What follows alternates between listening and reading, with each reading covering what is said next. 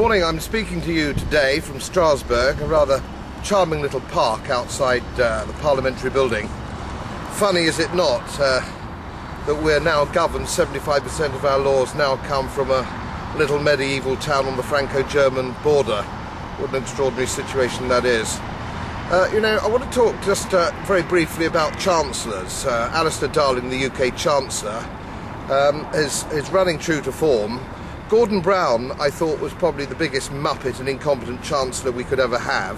And blow me down, we've got another one from north of the border.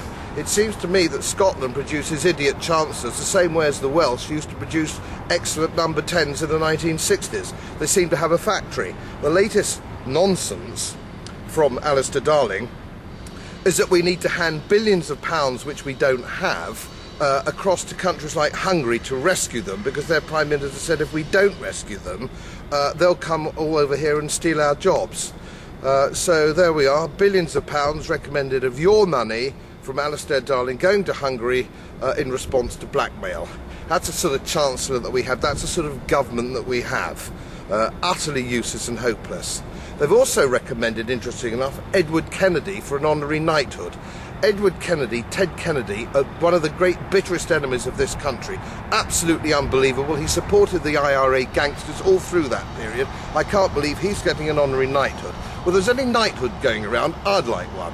I've done my whack, I've paid my taxes, I've worked hard, I've done a spell in the army, and I'm a thoroughly good egg. So, ma'am, if you're looking at this, what about considering a knighthood from me, as your government seems to be giving them to just about any idiot that puts up for one? So perhaps you give it a thought, ma'am. Thank you very much.